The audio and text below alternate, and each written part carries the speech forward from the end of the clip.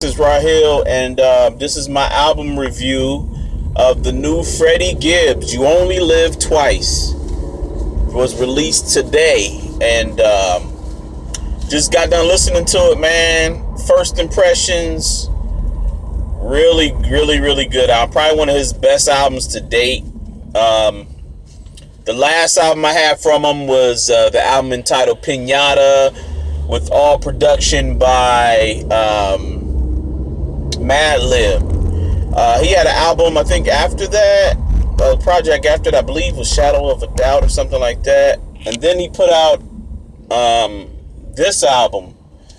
And backstory of this album, You Only Live Twice. He was in jail on charges, sexual assault charges or something in another country, which got dropped because they didn't have any evidence against them, and you found out that I guess it just wasn't true, based off of witnesses, things like that. So anyway, man, just imagine you locked up in another country for something that and he was in I think he was ended up in Germany or something like that. So based off of this album, man, I mean, his experience of that, he was able to implement that into this album, You Only Live Twice. So you get a lot of things he talk about regarding his experience of going through that, being in jail there. He touches a little bit on the being in jail part, but he does, he implements that in there, and being innocent and things like that.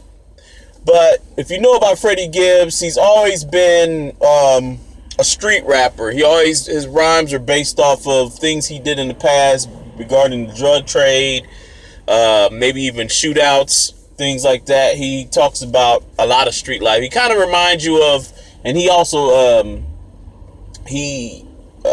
says one of his influences, Scarface. Scarface is a guy who can tell street tales over and over again. And it could be the same story, but he can tell it a whole bunch of different ways. And Freddie Gibbs is that type of artist. He's going to give you different views of his life in the streets, hustling and all that. But he gives you fresh, new perspectives. He even could tell the same story again, but it's always from a different view or lens or a different way of saying it. For some people, that could become boring, but Freddie Gibbs is technically sound as an MC. I mean, he can rhyme in so many different styles and cadences. And on this album, you definitely get him in his zone of being able to rhyme in all types of different styles and cadences. He's singing on hooks. So that's just my first impression of it. Now, I can't go track by track. I listened to each song. The first song that I heard, and that's what made me say, man, I got to do a review on this, was 20 Karat Jesus. 20 Karat Jesus. Oh, my goodness. This song, he's kicking about, street tale, drug tale. He mentions a little bit of this, and then he kind of mentions each verse he mentions something about kicking a rhyme. But he uses kick, and he gives a different reference of kick. So he's like, I'm going to kick it like Solange in the elevator, and I'm gonna kick it like somebody else. It's pretty funny. It's kind of funny. However, in the middle of it goes in 2 minutes, and in the middle of this track, it goes into the slight interlude, and then this other beat drops. Oh my goodness, probably one of the best beats on there. And this album has some great production, but one of the best beats on there, man. Oh my goodness, it's like somebody 808s. Everything is there, and they sampled a gospel song, and it's kind of filtered, and it's, oh my goodness, man, that song, oh my goodness, 20 Karat Jesus, check that out. The second half of that, you're gonna love it, and he's rhyming his butt off. Now, I'm gonna say this, man, he is rhyming his tail off on all these songs on here. I mean, this guy is rapid fire spitting on a lot of songs. So you got, oh man, I'm rolling, so I got people out here driving crazy. So you have there 20 Karat Jesus. The next track is that I listened to, Alexis Alexis, yeah, and it's solid. He changes his cadence up on while he's rhyming. Beat is good. He mentions beating his case and he was innocent. And crazy thing, what he says is he got charged for rape or something like that, and he never even got a chance to even sleep with the girl. So he's just like, it makes, it's crazy. So he does mention beating his case. Gives a little bit of insight there. Next track, Crushed Glass.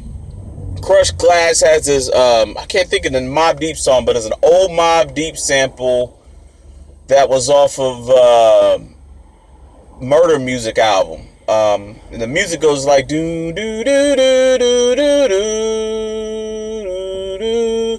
Anyway, they sampled that. They said they trapped the beat out. Crushed Glass, he rhymes his tail off. Another good track. Let me see. Oh, he says on that, he has a line on there talking about Donald Trump was gonna lock us all up in prison. I don't agree with that, but he's expressing how he feels about that. But he also says this, man, and this is this line a lot of so-called black people might get upset about. He says, I got the recipe for dope, my reparations paid, nigga. So he's, I got the recipe for dope, my reparations paid, nigga. He's like, I got the recipe for dope, so my reparations are paid. What is he trying to say? What he's saying is, he's going out here hustling, selling drugs, and what he's saying is, where did drugs come from, man? Where is the, where did he get the recipe from? He's saying he got it from United States. It's, the line is, it's funny, man. It's just, think about it, it's funny. Then he had another song called Homesick. He only had 8 tracks on there, but they're all good. It's worth it. You're gonna play it over and over because all the beats are good. The songs are really good. Homesick. It talks about how he felt when he came home from jail, and how he came home from jail and people wasn't messing with him. Like, he couldn't find his boys and all this stuff. And in one part, he says, man, he should be living for his daughter instead of living for his friends. Because he realized his friends ain't going to be there for him. His daughter is always going to be there for him, but his friends ain't going to be there for him, and he can't find nobody. He's out here trying to see what's happening. Nobody's around. So that was a solid track. One of the standout cuts that I think could be a radio hit, and is called Phone Lit. It's very melodic. The music is very melodic and moody. Almost kind of has that Drake 40 sound in terms of the mellowness of it, the chords. But when you hear it, it's way better than some of the stuff you hear from them. But Phone Lit, man, oh my goodness, he's very melodic on it. And oh my goodness, double time flow. And he's just talking about like how his phone has been lit up, since he got home, out of prison and stuff, out of jail, and just what's going on now that he's out, and different people trying to contact him and stuff. So it's a solid song. Production is great. Production is great throughout this whole thing, man. Andrea, I like that one. That one reminded me of kind of like Suave House, real soulful. It's like some Suave House production, T-Mix. If you're familiar with Suave House and 8-Ball MJG. Soulful, another like gangsta tale. He flows crazy over it.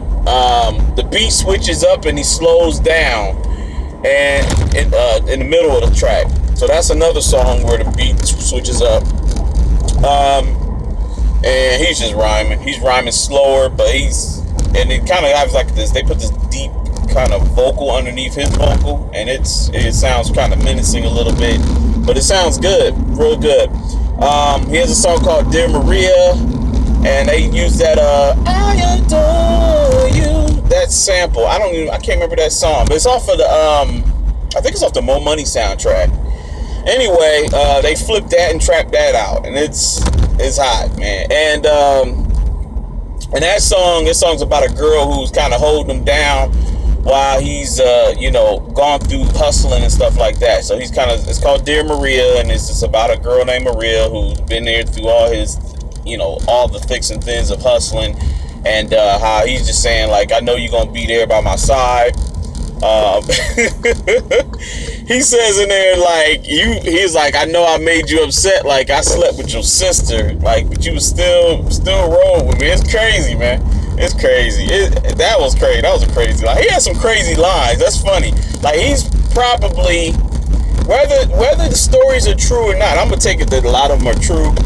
Whether they're true or not, like his tales of street life, he says a lot of like very honest things. Like that's one thing I can say about Freddie Gibbs, a very honest artist. Like, he comes from that cloth of like a Tupac or a Scarface, like just brutal, honest rhyme storytelling. There's like a one of the songs, maybe Crush Glass, one of the songs where he's actually talking about his father.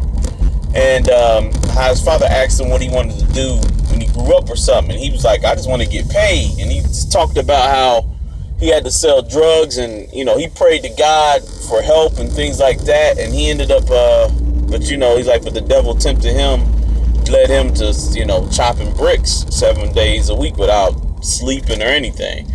I mean, very honest, man. Like, he's very honest about the whole, you know, his whole life of crime and selling drugs and stuff like that,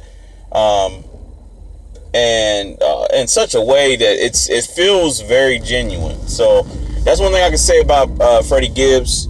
Trying to think any of my songs I have left. I did Alexis, Crushed Glass, 20 Carats, Homesick, Phone Lit, Andrea, Dear Maria. And I think the last track, which was, and I saved it for last because it's probably my least favorite on there. All the tracks I like. This one I didn't really, I mean, it was a typical trap sounding track. It was okay. They probably could have kept it off. It's called Amnesia. They could have replaced it with something else they may have had. But Amnesia, trap beat, it bumps hard though. I'm going to tell you this. You put that bad boy in your car, it's bumping. It's going hard. And so,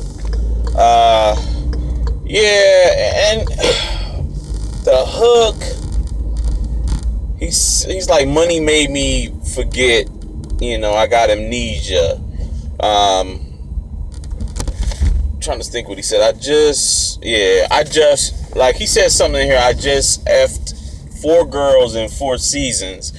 Now I got amnesia. Now, this is my only thing about that. Like, that song should stay off of there, because even though all your charges were dropped and everything like that, you don't need to be talking about anything about going to a hotel with any females, because that's what you just got out of. Now, that was the issue. He went to, allegedly, a hotel with 2 females who were already kind of tipsy and stuff, and then he got accused of you know, raping them, and there was no proof or anything like that.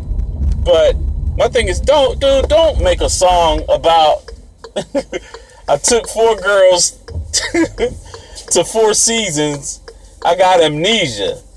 Because then people can take that as in you got amnesia sleeping with them girls that allegedly you didn't sleep with. Like, it's crazy. So, but anyway, that's my Freddie Gibbs review. I hope you enjoyed it. Go check the album out. I liked it. I probably out of all his projects I've heard, it's probably I probably like this the most. It's probably the most solid. One other thing I'm going to say is, for people who actually make music, I suggest it's good that you have an executive producer or producers that you stay with. That way you create a sound. One thing I can say about Freddie Gibbs, because I think this album and I think one before, he's had some of the same producers involved, and so this creates a sound for him. And since he has a sound that has grown, and he has producers he's growing with, his music is getting better.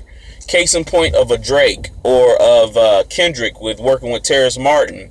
Freddie Gibbs is working with some of the same producers. He might add a few other new people in there, but I think a guy named Speaker Bomb is one of the executive producers. He's actually a producer and writer, and he's a co-producer on the majority of these songs. So I think he may be adding some of the elements of bass, and maybe even, engineering and actually producing these tracks, making sure they